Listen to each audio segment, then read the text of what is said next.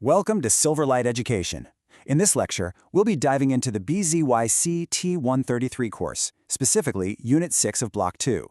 You know, our bodies are full of some pretty strange quirks, but one of the most puzzling has to be the super close connection between our urinary and reproductive systems. I mean, one system gets rid of waste, and the other creates life, so why in the world are they so intertwined?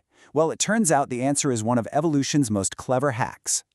It's a design choice that, on the surface, seems a little odd, right? You'd think filtering waste and creating new life would be completely separate jobs requiring totally separate equipment. But there's a brilliant, elegant reason for this connection, and today we're going to uncover it together. Okay, so the very first clue to solving this puzzle lies right at the beginning of our development as embryos. Even though their final jobs are worlds apart, both of these systems actually start out in the exact same embryonic neighborhood. And it all comes down to a specific chunk of embryonic tissue called the intermediate mesoderm. Just think of it as a block of cellular real estate, because both the urinary and genital systems arise from this very same spot. They become linked for life. This shared origin, right here, is the master key to the whole mystery. Now, to really understand how this connection plays out, we've got to look at how our kidneys are built. It's fascinating, really. It doesn't just happen all at once. Instead, our body goes through a process of building, scrapping, and rebuilding through 3 distinct stages, almost like writing a very important document. So the process happens in 3 main phases. First up is the rough draft, the pronephros. This is a pretty temporary version that just sets up the initial plumbing.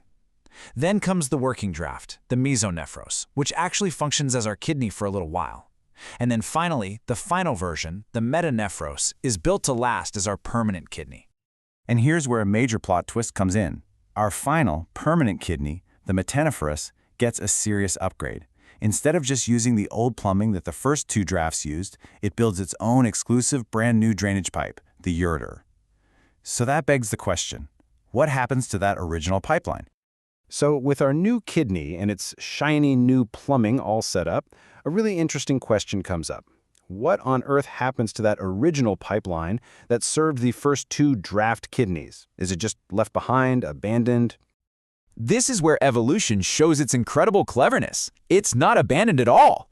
In fact, the fate of this now unemployed pipeline is what truly forges the permanent physical connection between the 2 systems. And here is the hero of our story, the Wolffian duct. This is that original pipe, the one that drained waste from the first 2 draft kidneys. Its future, what happens to it next, is what this entire story is really about. And right here is where development splits into 2 completely different paths. You see, nearby, the reproductive organs are starting to form. And guess what? They need plumbing of their own. The fate of that now unemployed Wolffian duct is what creates the fundamental anatomical difference between the male and female systems. Okay, and here is the big reveal. In males, the developing testes need a way to transport sperm out, so nature, in its efficiency, simply connects them to that conveniently located, now unemployed Wolffian duct that gets repurposed. But in females, that duct isn't needed for the job, so it mostly just disappears. Instead, a completely new pipeline called the Mullerian duct develops to form the female reproductive tract. And that's it. That's the reason why the systems are separate in females, but so closely intertwined in males. I mean, how amazing is that? What this shows is incredible efficiency. Evolution is the ultimate recycler. Why build an entirely new system from scratch when you can just repurpose an existing structure that's just sitting there? It's a truly brilliant biological hack. So let's zoom out for a second and just appreciate what this amazing developmental journey really tells us about ourselves. This isn't just some quirky design choice. It's a story, a history, written right into our very anatomy. So in the end, our bodies are basically living history books. That deep connection between our urinary and genital systems isn't a design flaw at all. It's an echo of our shared past and a testament to nature's incredible resourcefulness. We're all just a clever mix of old parts being given brand new jobs. It really makes you think, doesn't it? What other strange quirks in our anatomy are actually just echoes of our deep evolutionary history? How many other hidden stories are waiting to be discovered right inside our own bodies? Well, that's all for this section. We will meet you in the next lecture.